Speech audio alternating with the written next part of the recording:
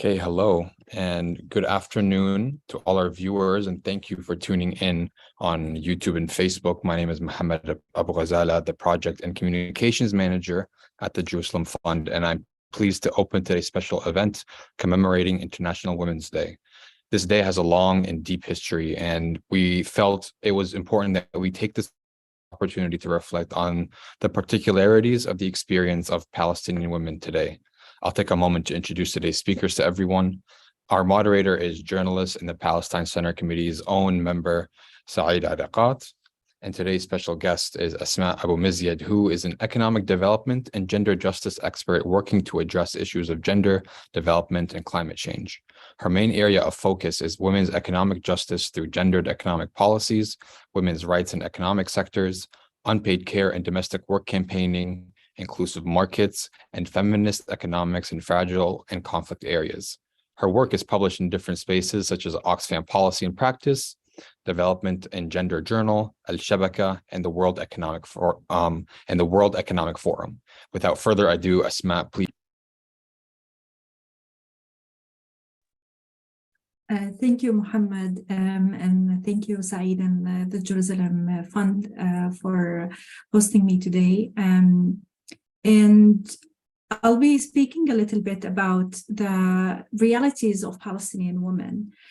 As the world today is celebrating International Women's Day, we are seeing the celebration everywhere on our social media feed, on events that's being held everywhere, and in countries where International Women's Day is considered a national holiday and people are enjoying taking that time off.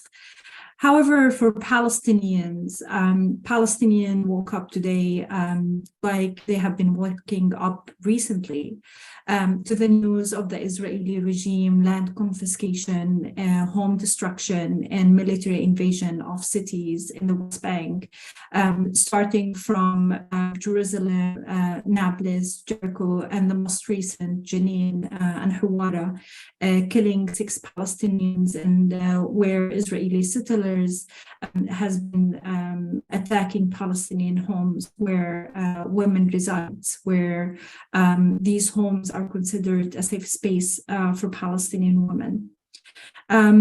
Today is International Women's Day, while Palestinians in Gaza continue to walk up under an Israeli blockade entering its 16 years that has left them in a survival mode, with sporadic airstrikes and bombardment taking place every once in a while, creating a non-ending trauma for Palestinians.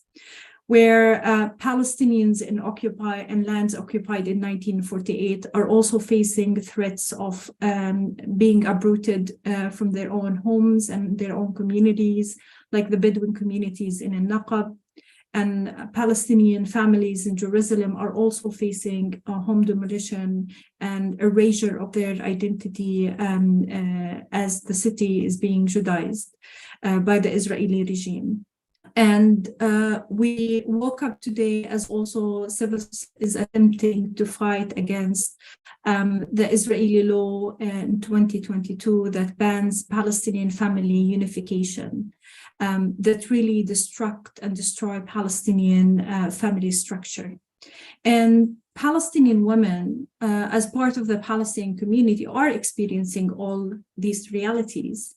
And today, as the world is celebrating International Women's Day, 172 Palestinian women, prisoners and detainees, continue to strike in Israeli prisons, demanding their basic rights of medical treatment and family visits. Women who are patients, cancer patients, where 53% of cancer patients in Gaza continue to attempt obtaining their rights to have medical treatment outside Gaza, where a proper medical treatment exists. And they continue to suffer the denial from the Israeli authority, denying them permit to seek their medical treatment. A lot of them taking the harsher route of amputating their breasts when they are suffering from breast cancer, because they understand that obtaining a permit might be impossible.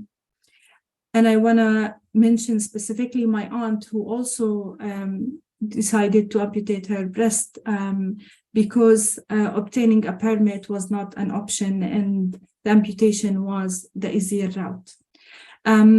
Today, the world is celebrating International Women's Day, while the percentage of women who are heading the Palestinian women who are heading their household, because Israel continued to prison Palestinians, reaching more than 6,000 Palestinians in Israeli prisons, put them in a position where they hold the responsibility and shoulder the responsibility of taking care of their household. 12% of Palestinian households are headed by women due to death, imprisonment, and targeting killing of Palestinians. And as the world also is celebrating International Women's Day, the families of Palestinian women who have been killed in 2022 continue to mourn the losses of their beloved female family members. So what we are witnessing is that the Israeli occupation and Israeli regime is shaping the experiences of Palestinian women, in particular, in addition to the Palestinian community. But another layer that women face is experiencing discriminatory patriarchal social norms that hinders their contribution to and roles in Palestinian community. But it's extremely important to point that you cannot separate the patriarchal norms that exist in the Palestinian society and the Israeli occupation to Palestinian and how they are reproduction of each other. The violence, the gender-based violence that Palestinian women face within their own community is a reproduction of the systematic and structural apartheid state violence that Palestinian community as a whole is shaping. And we have seen that manifested in so many incidents. For example, in 2014, after the aggression on Gaza, families and women has reported an increase in domestic violence, again, from their intimate partner, particularly in Shuja'iyya and Khan Yunis, areas that has been extremely destroyed during 2014. We also see that after 2021 in Gaza, the number of women seeking refugee from domestic violence has increased to reach 500 women seeking protection. And we've also seen how Palestinian women in the lands occupied in 1948 are also facing domestic violence, yet unable to pursue any protection from the Israeli judicial system because they understand that the Israeli judicial system and legal system and police system is there to erase Palestinian existence, and that seeking protection will actually jeopardize Palestinian existence on the long run for their family members, but also for their own existence. So it's important to understand that also the linkages between the Israeli violence and the women liberation. And we cannot separate the national discourse, the national liberation discourse for Palestinians from women seeking their rights and also the liberation from the patriarchal norms. And I just want to mention today the struggle of Fatma and Wissam Al-Tawil, two amazing young women in Gaza, who has been for the past few months demanding protection from their abusive father. And then we've seen with the case of Wissam and Fatma, how the conspiracy theory, how their father has used the national liberation discourse to bring back the girls into his custody and not receive any protection from the community, because for him, he used that the occupation is brainwashing women. We've seen also across like all the liberation movement in Palestine, particularly for women, how the occupation is pinkwashing all of its action and justifying a lot of abuses against and oppression against Palestinian as a savior for women from oppression by patriarchal norm. That's why it's extremely important in International Women's Day not to separate the experiences and violence women are facing within their own community from the overall and overarching systemic violence. I work in the field of economic development, and it's an area where you can clearly see the manifestation of the Israeli policy on Palestinian women experiences. The Israeli regime has left the Palestinian economy completely paralyzed. An economy where poverty, where food insecurity, where dependence on humanitarian aid is the main characteristics of that economy. And in the West Bank, there are so many cases where women had to seek employment in Israeli settlement, suffering from extremely precarious working conditions, where they have to leave at dawn. They work all day long without taking any breaks. The moment they enter the Israeli settlement and start working in agriculture, their phones are confiscated from them. And one of the stories that we encountered where a woman has lost her children, one of her children, and the family has been trying to contact her all day long. She didn't know about losing her child until her shift ended and she was given back her phone. That kind of abuse by both like local contractors, by capitalist oppression and colonial oppression is an example of how Palestinian women, when seeking livelihood and trying to attempt to seek a source of income, is something that they face. We've also, looking at the economic fragility of the Palestinian economy, we see how Palestinian women are concentrated in informal work. They are concentrated in jobs where there is very little rights that is being given to them, where they face a lot of obstacles, discrimination when it comes to wages, when it comes to safety at the workplace. Despite the very high attainment of Palestinian women of education, they represent only 19% of employment and participation in the labor market. So what we are seeing is that in this snippet, Palestinian women, they do attempt to work on every aspect of their lives. However, they are contained in specific boxes within their homes with very limited representation at the economic sphere and economic participation, and also very limited representation at the public policy making and at the political sphere. Women end up being the unpaid family care workers. They end up being the unpaid family workers in agricultural sector.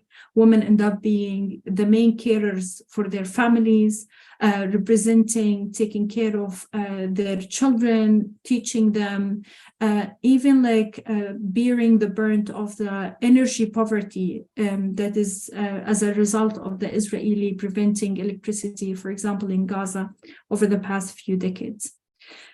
And also women, Palestinian women also bear the brunt of cyber violence that has been increasing over the past few years.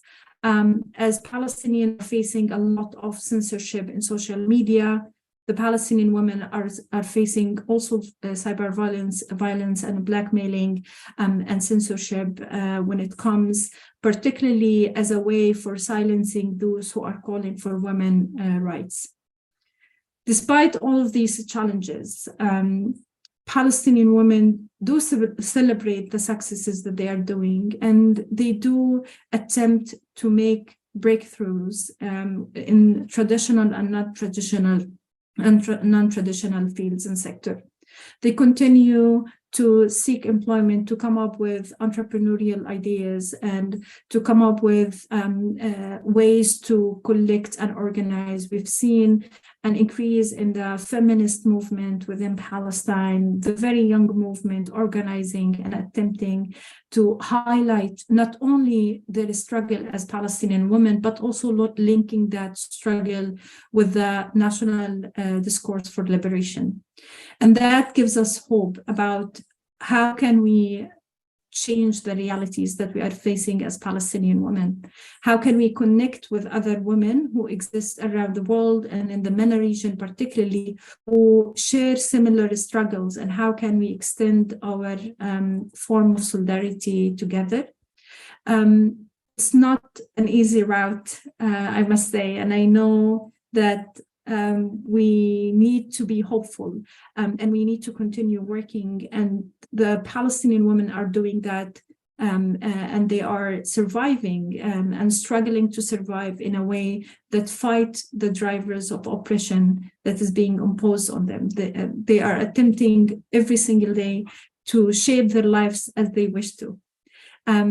I'll stop here, and we can discuss more on the different angles.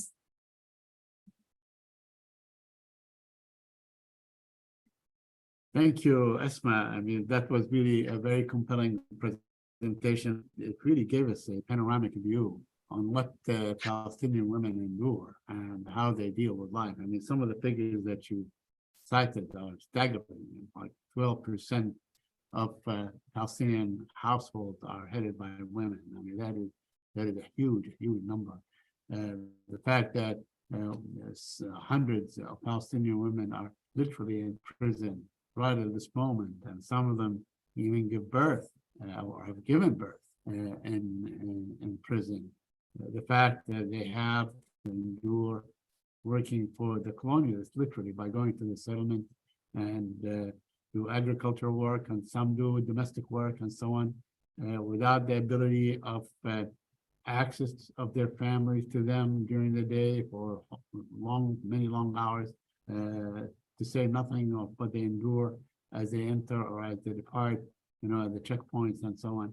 So there's so much, and really, and as you mentioned, and this is something, issue that we'll probably discuss during this hour that you are with us. The fact that they have to deal with layers of repression. There are layers of repression that Palestinian women must endure. Top, of course, among them is occupation, the Israeli aggression, the usurpation of their land, and their identity, really. But also there are things that are a direct result of the Israeli criminal aggression, such as you cited in 2014. In places like Shujaiya and other places where women have been the subject of increased domestic violence, maybe be as a result of that aggression. I am sure the same thing goes on in the West Bank, in East Jerusalem, everywhere where there are Palestinian women, in the camps in Lebanon. And I've seen the women in the camps of Lebanon or in the camps of Syria that have to be escaping with their families and their children from place to place. So you covered a great deal, one with such a rich,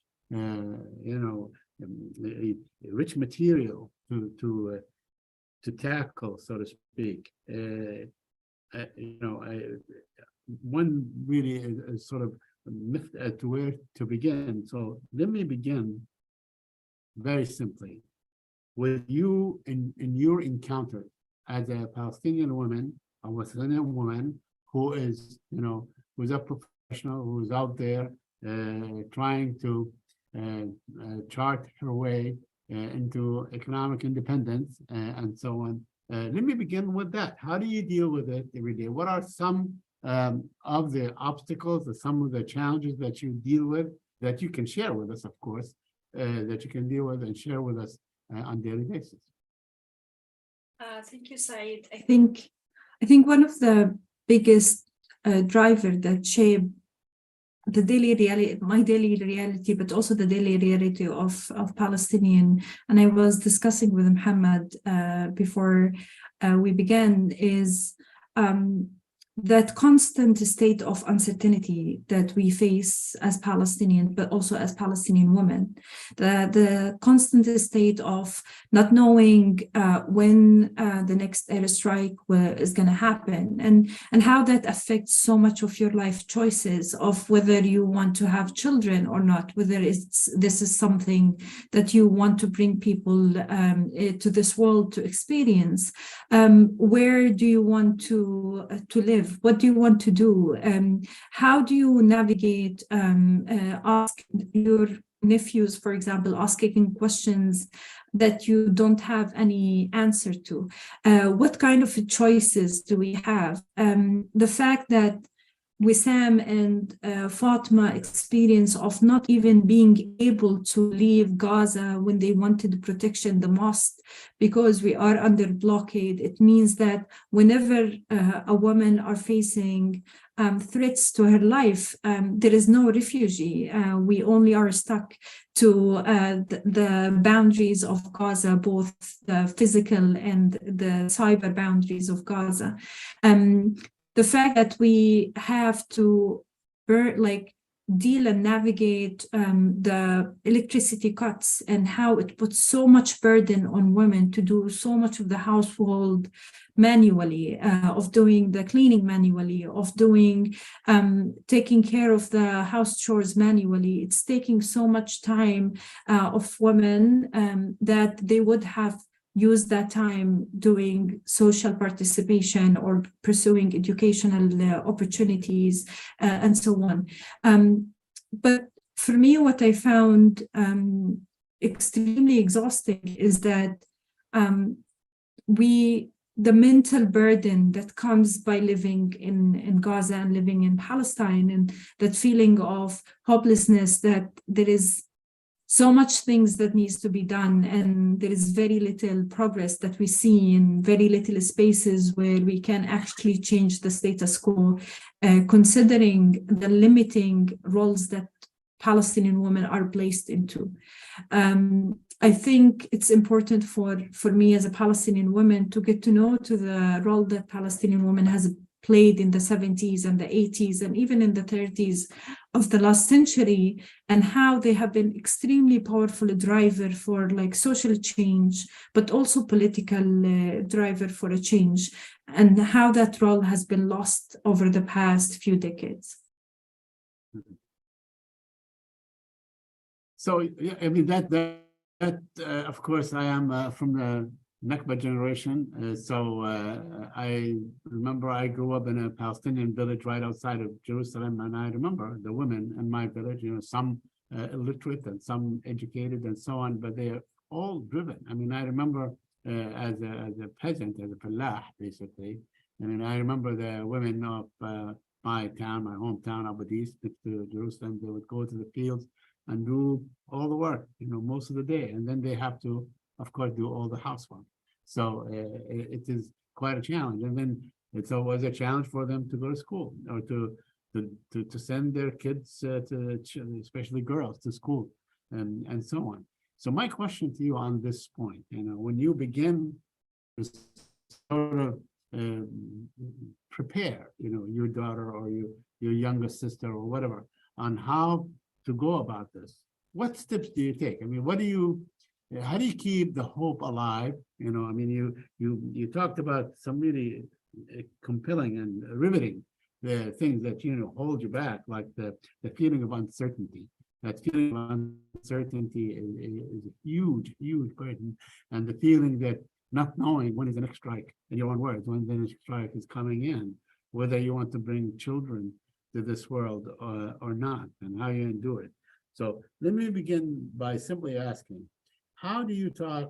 I don't know whether you have sons or daughters, but I know you are a mother. So how do you prepare your daughter or your sister's daughter or your friend's daughter and so on to endure? I mean, I have no doubt in my mind that Palestinian men and women will be liberated, sometime in the future, simply because the Palestinian people are tenacious and they will continue to fight. Nothing will deter them. But how do you prepare them for the long haul? How do you prepare them to deal with these issues?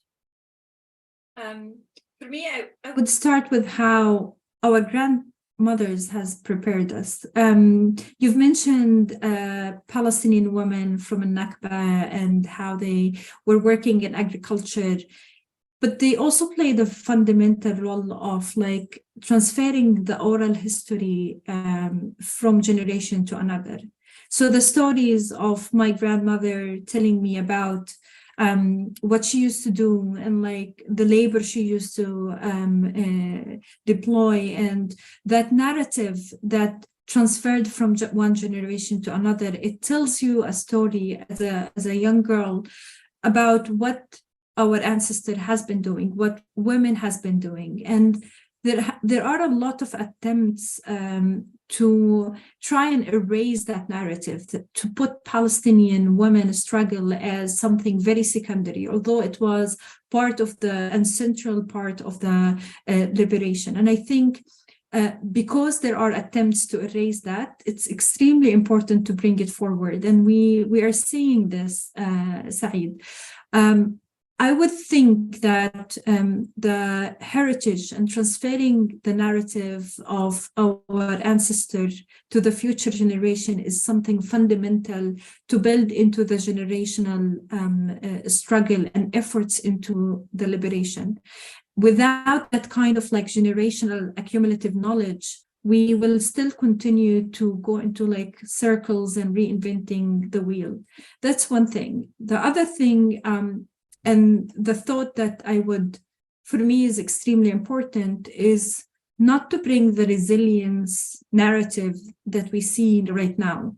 To me, resilience is about, the resilience narrative that we see now is about telling our daughters, telling Palestinian women to live with the status quo, and bear with it, and like do very little change about it, and not challenging it, not coming with something extremely revolutionary like what our ancestor has been doing. So for me, it's not about like living your life as it is, and like and be resilient and like coping with whatever struggles that comes along, but rather than looking at our history and see the examples of how women has been revolutionary, particularly in the 70s and the 80s. The third one is for our men, like not to allow the reproduction of the violence that the Israeli regime is imposing on us as Palestinian to be reproduced against Palestinian women. And I think this is very, very powerful, because by doing that, by reproducing the same violence, the occupation and the colonialism is winning, because that's what they are trying to do. They are trying to instill in Palestinian men and Palestinian women that you are not complete, that the Palestinian woman is responsible for your honor, and therefore like you need to control that kind of Palestinian woman in order to control your life. And reproducing that vicious cycle of violence is something that we need to break it down now, so that we can have generation that is able to think about liberation. And Saeed, like the recent statistic from the Palestinian Bureau of Statistics is saying that we have 70% of Palestinians in Gaza are suffering from depression. 50% of Palestinians in West Bank are suffering from depression. So we need to act now, and it should not only be the responsibility of Palestinian women to change the reality and their daily struggles. It should be a collective, collective work together. Excellent. I mean, you mentioned so many things, and you just actually reminded me that I must mention my good friend and a leader of Palestinian women, the former leader of the Palestine Women's Union, the poet, great poet and writer, May Sayegh, who is from Gaza, who passed away last month. God bless her soul. She was always in the forefront of the struggle, both the militant struggle and the non-militant struggle for the Palestinians. So I just wanted to give her a shout out at this moment, because we are celebrating the International Women's Day, and the Palestinian women struggle. It has always been. The Palestinian woman has always been in the forefront of the struggle. Amazingly so. Probably, I mean, I don't want to draw examples, but probably the shining example among many struggle throughout the world. You mentioned, I wanted to ask you something, because I want to talk about domestic violence and what are the alternatives, the remedies, and so on. But you also mentioned Fatma and Wissam Tawil, I believe their last name. And I remember reading about it last month, sometime, when they were returned by force to their father. So what is their status now, if you can share with us? And what do they have any recourse whatsoever? Unfortunately, like there isn't much news about Wissam, official news about Wissam and Fatma since they went back to their father, since they were forced to go back to their father. And to be honest, the case of Fatma and Wissam puts a huge question mark to all the work that civil society and women rights organizations are putting, because if we cannot protect two young women who has been going for months speaking about the abuse and their fear for their lives, then it's a reflection of how most of our work right now is a very individualistic wins rather than something collective. It's not something systematic. And it's extremely important to not stop and reflect on how can we approach our Palestinian women liberation in a systematic way.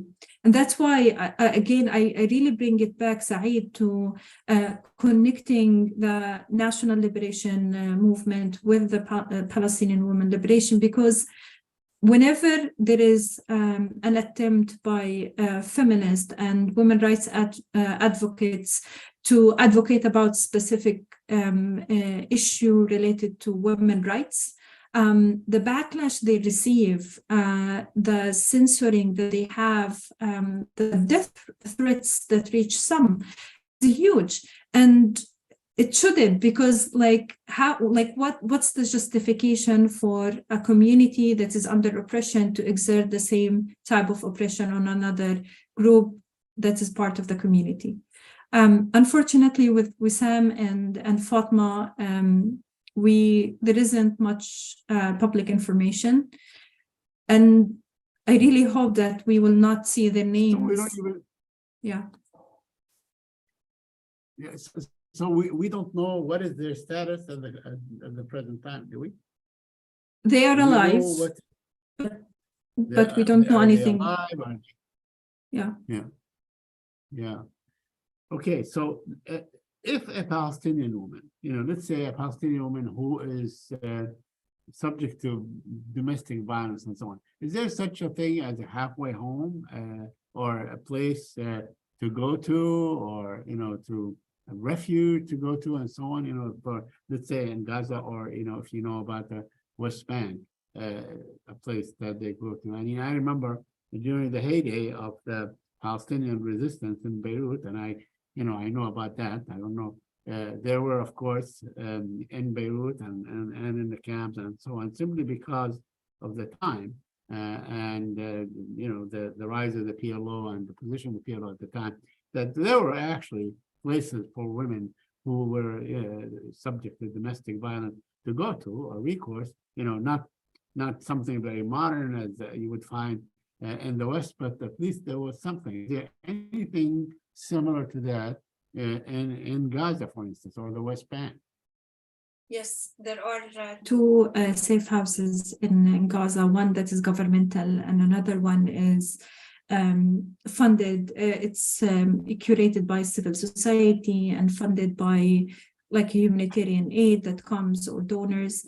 And there are several safe houses in the West Bank. Again, some of them are governmental safe houses and some of them are not. The problem when it comes to the safe houses is one related to the capacity of safe houses, to what extent they can offer services for women, to what extent they can absorb the number of women who come seeking refugee, the protection of them by the police, and also the utilization of a tribal authority to solve issues when it comes to domestic violence.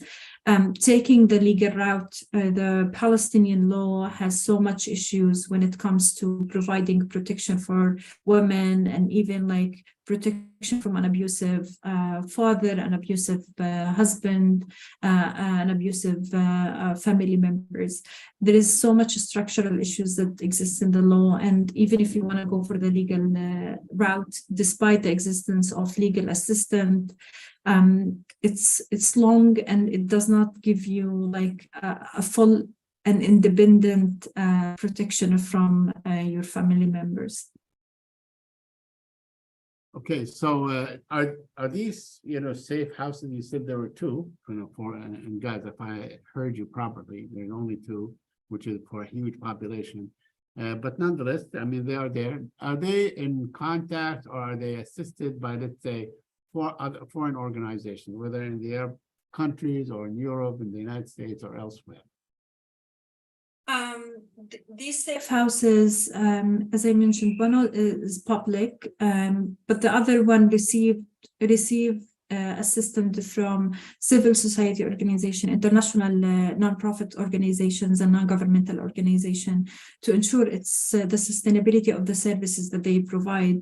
In the safe houses, it's not only about housing, let's say, but also the legal services, the psychological services that is being provided for women who are survival of violence. I know your expertise is in the economic aspect of Palestinian society, including women and so on. So I have a number of questions on this issue. First, let me ask you something. I mean, I know that in America we don't have equal pay. There is no such thing as equal pay for men and women, especially and maybe if you are a cardiologist, even at that level, they're probably not equal pay and so on.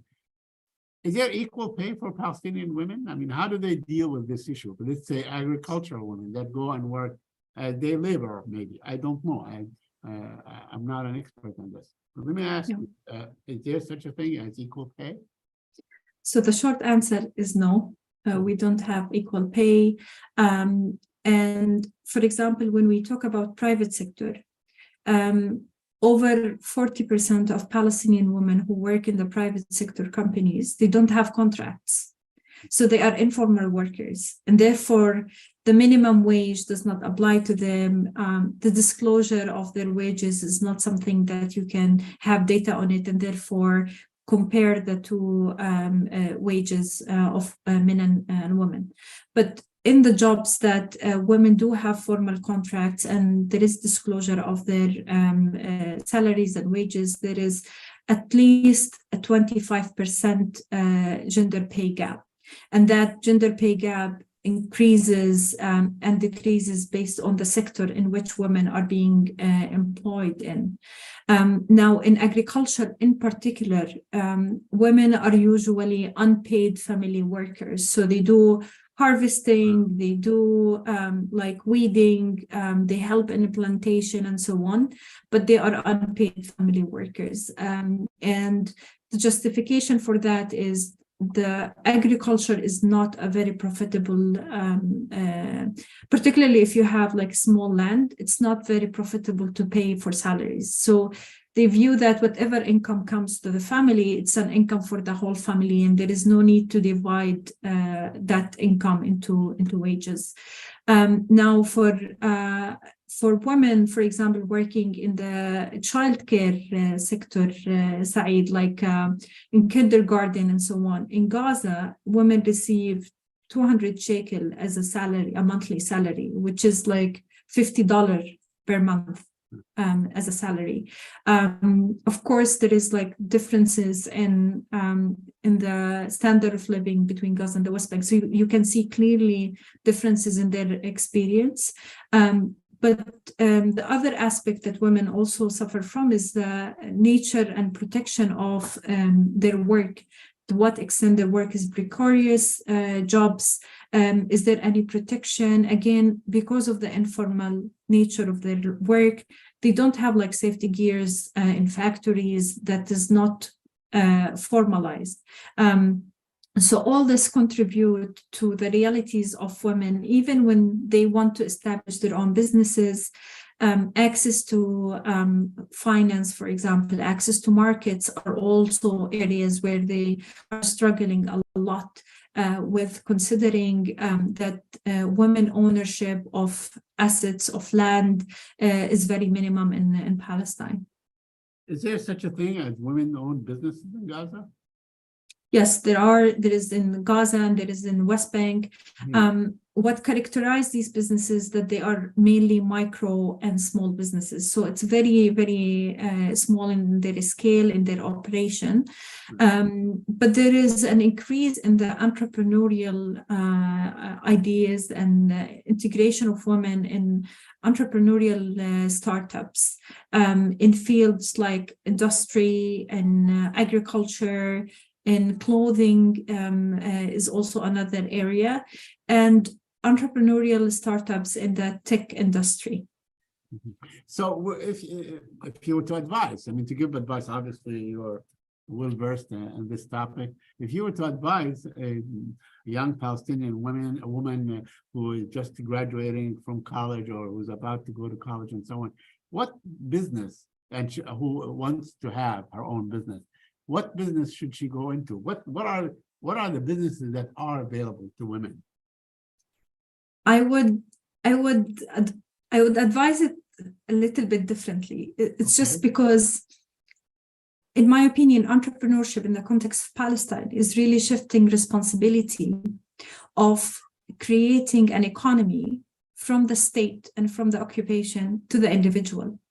So if the person failed to find a job, if the person failed in their business, it's because they are the one who failed, which is not accurate, because the whole enabling environment for a business in Palestine is very restrictive, even for someone who has the best qualification, the best skills, and so on. To operate a business in Palestine is full with challenges that comes from the restriction on markets, the restriction, the political division, and the deployment of laws in Gaza and the West Bank, and so on. Now, there is advices in development sphere that technology and IT is a place where you can find jobs, where you can work as a freelancer, and so on. My workers' right hat, Saeed, is saying, yes, but there has to be structural changes in the way it works, because by asking people to become a freelancer, we are taking away the responsibility of the private sector companies to provide healthcare services and insurance for their workers, to take responsibility for their employees' well-being, to give them annual leaves and so on. So a lot of their workers' rights are not existing anymore if we are only focusing on freelancing, informal work. It's a very difficult challenge to think about, because yes, we do need more women to join the labor market, but do you know that 64% of people enrolled in higher education are women, yet only 19% of them are actually engaged in the labor market? And the reason for that is not because only they don't have the skill set that is needed in the market. It's because there is so much stereotypes that exist in the market, patriarchal norms. There has to be a homework by the private sector company to provide a working environment that is suitable for women labor. There has to be laws by the Palestinian government and by the Ministry of Labor, by the Ministry of Economy, that force companies to provide a decent working conditions for women in the Palestinian companies. Right. There are so many issues, but I must ask you, and let's say, do women get to keep their salaries, for instance? You know, in such a patriarchal society, do they actually get to keep what they earn? And do they have health care? Do they have maternity leaves? Do they have, you talked about safety. I mean, safety equipment, that may not be available. So if you could please go through this, and then I'm going to ask you about the authorities, how they, whether in Gaza or the West Bank, how do the authorities deal with, women's ambition to own their own businesses, or women's ambitions to work as professionals, because what we see is that Palestinian society, including men and women, I mean, they're becoming educated. It's going to colleges and going to professional schools and so on, and that's going, by necessity, will produce women who are highly qualified. So in terms of right, only 50% of women get to have maternity leaves as stated by the Palestinian law. So obtaining women's right as stated by the Palestinian law is not something that is happening in every company for women. There is still so much gap between the obtaining their like maternity leaves, even paternity leave, having even a sexual harassment-free working environment is something that still needs a lot of work. You've asked a question whether Palestinian women get to keep their income. Unfortunately, Palestinian women face a lot of economic violence with not having control over their income and over their businesses and so on. Of course, it differs from one city to another. It differs also based on like so many factors. It differs also based on the family where women are growing up and the existence of a supportive family or not. But what we are seeing, Saeed, is that when you establish a business for family, it's kind of bring the family together and like try to create a sustainability. And that's why it's extremely important when anyone working on women economic justice and women economic empowerment to work with the whole family in order to ensure that we are not risking women's lives. We are not putting them in a way that they will be facing psychological or even economic violence. But I want to also mention something, Saeed, is that Palestinian women are responsible for so much of the unpaid care work. Yes. And this is something that does not get accounted, not monetized, nothing. So if a woman spent like all her life taking care of her children, doing the house chores and so on, she does not get entitled for like pension scheme or social security scheme and so on. And that labor that women do, whether by choice or forced by social norms, is a valuable labor that needs to be compensated in a way or another. There has to be protection for those women who opt or who are forced to do that kind of labor. And that's the responsibility of the government in order to provide that kind of protection for those women, to provide for them like social security, to provide for them some type of a social network or a safety net for them. That's a conversation that is very fundamental and needs to be happen. And it's happening around the world. And we've seen with COVID how the shift has been huge in terms of, burdening women with responsibility of teaching children when the schools were shut down, of doing paid work and unpaid work at the same time. And we need to do something about it. The solution is not by, forcing women to go to the paid labor market.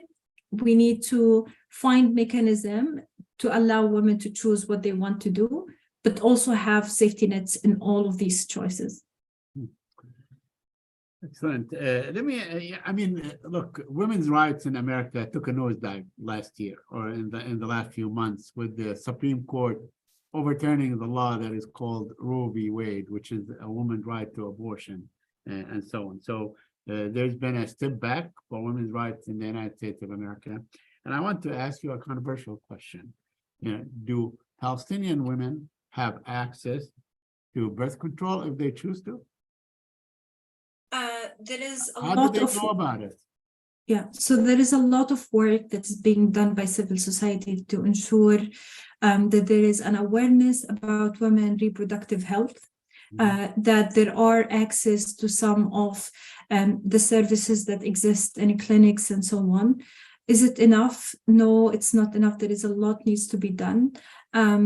the access to health in general is an area that the occupation also influence, particularly in Gaza, in terms of like what kind of medication that enters, what kind of tools that it enters and is accessible now for people. But there is a gap, Said. There is a huge gap between the demand, between the awareness that is needed, and also the services that is being provided. And civil society will tell you that the shifting of aid that is happening recently is influencing their abilities to provide the support that is needed by other people. Mm-hmm. Excellent. So in this case, a woman would more than likely, like if the United States is in any way a litmus test in this case, I think would also apply to Palestinian women, that Palestinian women would prefer, let's say, to go to a female healthcare provider. Does that make a difference in terms of her ability to, reproductive health, safety, and devices or methods or so on?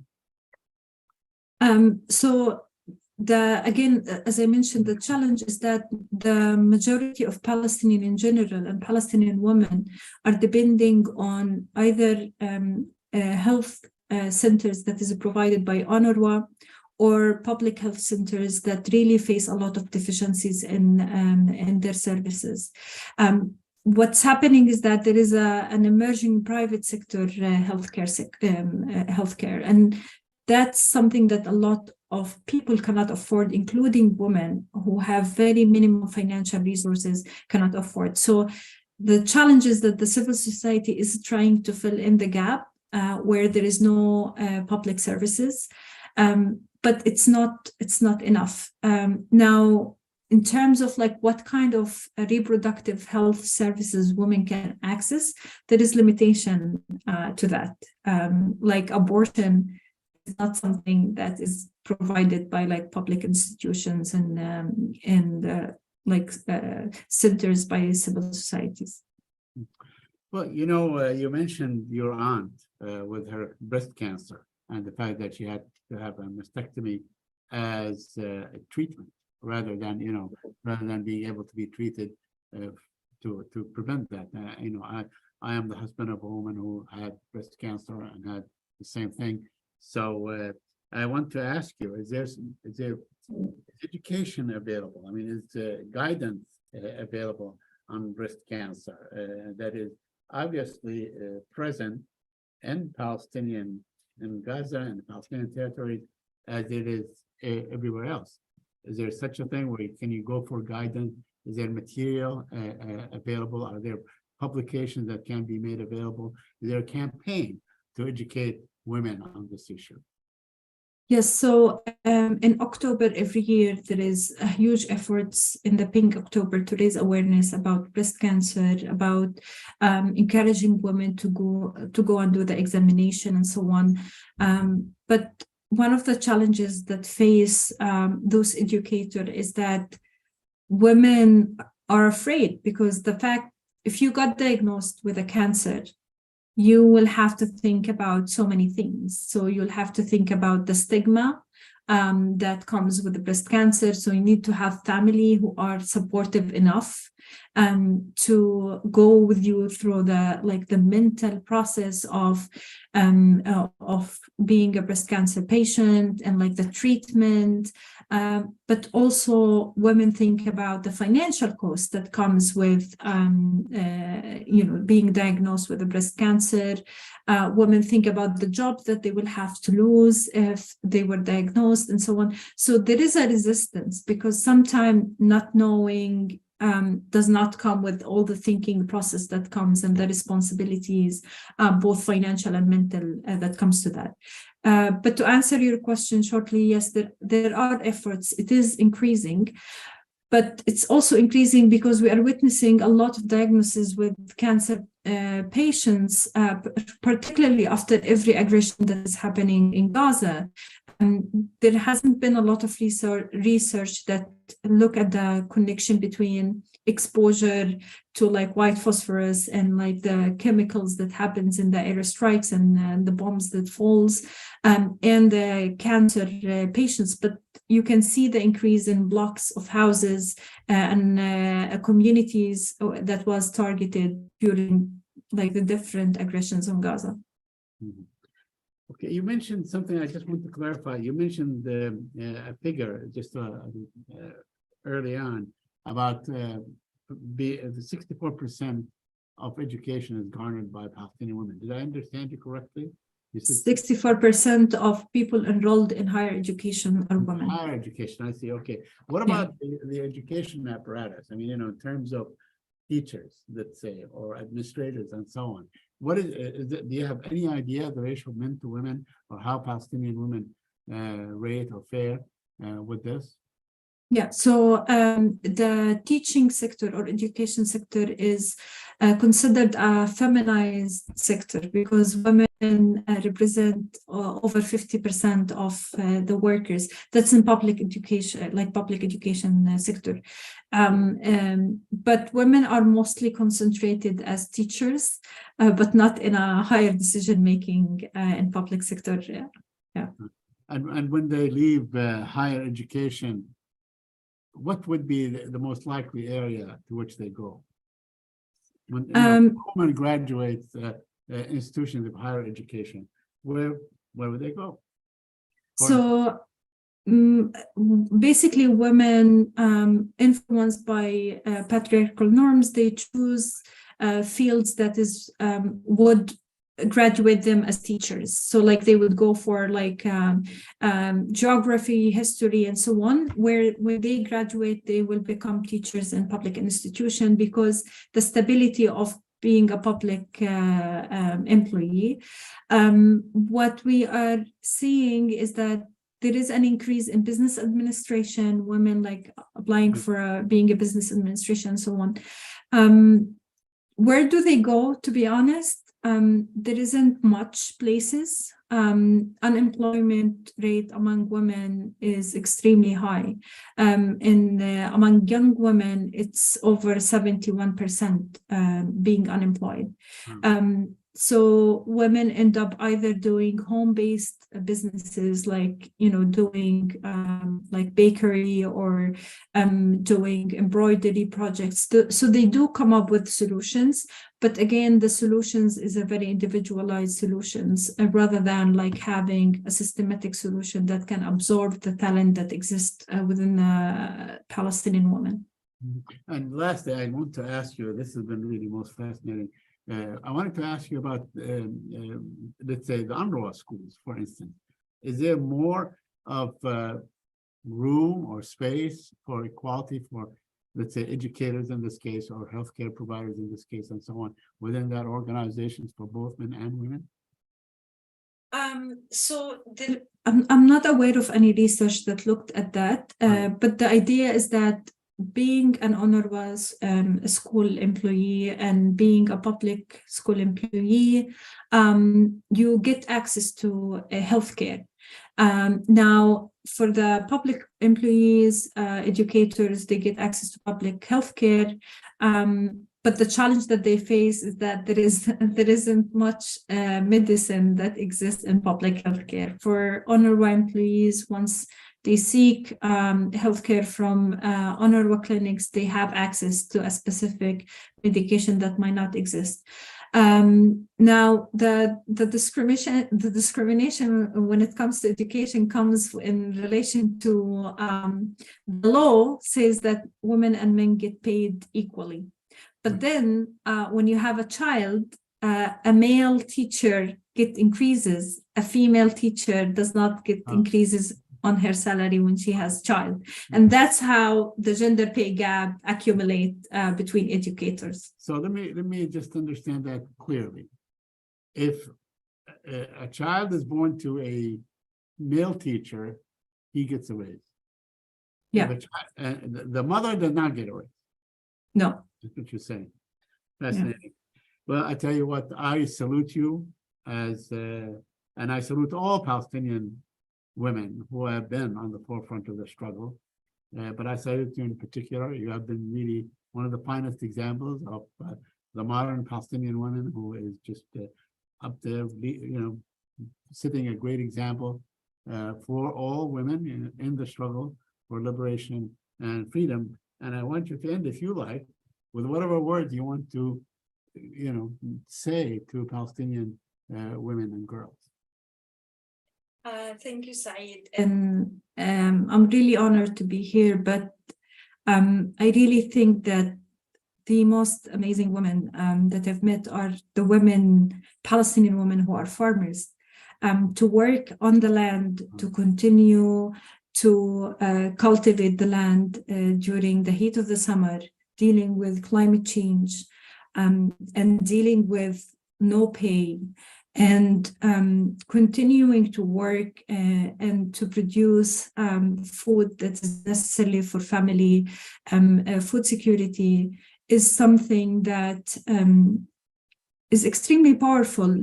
And I don't wish to glorify that. It's something that should push us for ensuring that the rights of those women are being obtained. I really wish us to not glorify Palestinian women resilience. We want to acknowledge that they exist. We want to acknowledge that they have an amazing role and a very strong role in the liberation of Palestinian national struggle, but also for fighting for their own rights. And we should not allow the kind of like erasure of their role to happen. But we also have a responsibility as a community, both male and female, toward ensuring that all Palestinian women have the rights along the journey for the national liberation. And we need to remember those who are most invisible. Again, agricultural women, workers, women who are doing so much of the unpaid care and domestic work in the houses that is fundamental for our society, sustainability, and ensuring that they have the rights and access to their social safety nets and to social security. And for Palestinian women who are prisoners, who are heading household, and for all those Palestinian women who are struggling to shape their lives in the best way that they can. Well, with those profound and compelling words, we end our event. Thank you so much, Asmaa, and I turn you over to Mohammed.